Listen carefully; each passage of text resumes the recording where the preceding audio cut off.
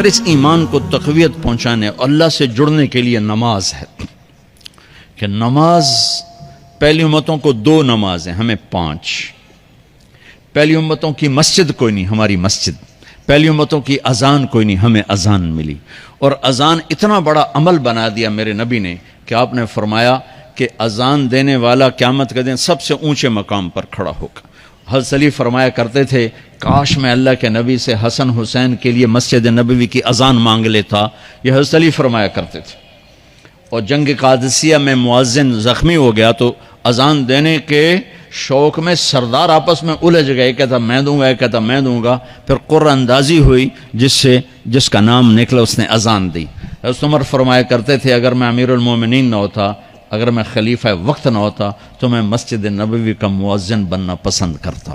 کسی کو اذان نہیں ملی، ہمیں اذان۔ پہلا مؤذن بلال بنا، پہلے مؤذن اللہ نے بلال کو یہ عزت عطا فرمائی۔ دنیا میں یہ ہے اور آخرت میں یہ ہے کہ میرے نبی نے فرمایا کہ جب جنت میں جانے کا وقت آئے گا نا تو جنت کی میرے لیے سواری لائی جائے گی، میں اس سواری پہ بیٹھوں گا تو اس کی جو وہ رسی ہوگی نا وہ ایسے نیچے گر جائے گی، یہ نیچے گرے گی۔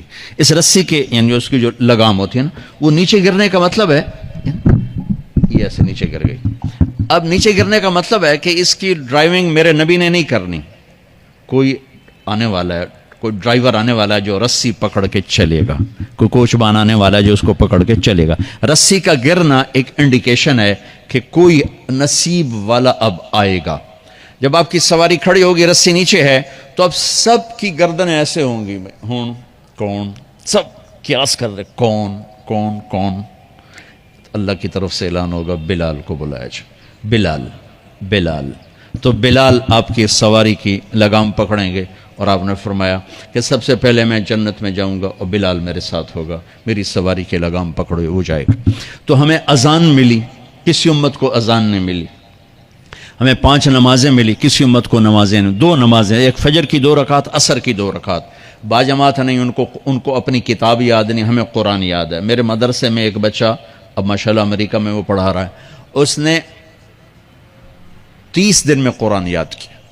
صبح یاد کرتا تھا، شام کو تراویح میں سناتا تھا۔ میرے مدرسے کا بچہ ہے، صبح بیٹھ کے مغرب تک پورا سپارہ یاد کر کے اور عشاء کو تراویح میں سنا دیتا تھا۔ اللہ نے میں ایسا قرآن دے دیا کہ 1 مہینے میں بھی یاد ہو جاتا ہے۔ 3 دن میں بھی ایک بزرگ نے یاد کیا، 3 دن میں قرآن یاد کیا۔ اللہ نے ہمیں قرآن کی دولت عطا فرمائی، پڑھنے کے لیے 5 نمازیں عطا فرمائی، تہجد کی نماز عطا فرمائی، اوابین کی نماز دی، اشراق کی نماز دی، چاشت کی نماز دی۔ نماز کے کتنے دروازے کھول دیے۔ اور میرے نبی کی آخری نصیحت تھی میری امت نماز نہ چھوڑنا، نماز نہ چھوڑنا، نماز نہ چھوڑنا۔ اور اس 14 صدی میں کوئی موقع ہے نماز چھوڑنے کا تو وہ میرے نبی کے نواسے کی کربلا کا ہے کہ جب ظلم بھی انتہا پر تھا اور مظلوم بھی اپنی آخری حدوں پر تھا، اور کائنات نے نہ ایسا ظلم دیکھا، نہ ایسے مظلوم دیکھے، نہ ایسی پاکیزہ ہستیاں دیکھی، نہ ایسے درندے دیکھے۔ تو سورج ڈھلا، نماز کا وقت ہوا ہے، تو آپ نے سبحان اللہ، آپ نے زہیر سے فرمایا کہ شمر سے کہو نماز پڑھنے دے۔ نماز پڑھنی ہے، امت کو پیغام دینا ہے کہ یہ کسی حال میں چھوڑنے کا کام نہیں ہے۔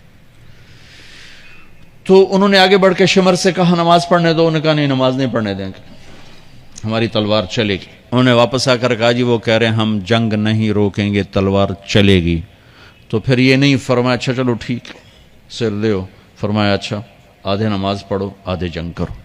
آدھوں نے نماز پڑھی، آدھوں نے جنگ کی۔ پھر انہوں نے جنگ کی اور پہلوں نے نماز پڑھی، اور عصر سے پہلے سب کے سر کٹ کے نیزوں پہ چڑھ گئے۔ یہ وہ ہستیاں ہیں جن کو میرے نبی نے کہا میری آنکھوں کی ٹھنڈک حسن حسین، میرے جگر کے ٹکڑے، میرے جنت کے پھول، پتہ نہیں کیا کیا تشبیہات دی ہیں میرے نبی نے۔ اب جنت کے نوجوانوں کے سردار حسن اور حسین، اور پھر نماز نہیں چھوڑی۔ ان کو جنت کی بشارت تو ماں کے دودھ پیتے مل گئی تھی، کربلا کی وجہ سے نہیں ملی سرداری ان کو، وہ تو ان کے سر کا صحرا ہے الگ۔ ان کو سرداری جنت کے ملی ماں کا دودھ پیتے ہوئے کہ جنت کے نوجوانوں کے سردار ہیں حسن اور حسین۔ نماز نہیں چھوڑی میرے عزیزو، نماز نہ چھوڑ۔ اللہ کا شکر ہے، میں آپ بچوں کو دیکھ کے مجھے اپنا کالج کا دور یاد آ رہا ہے۔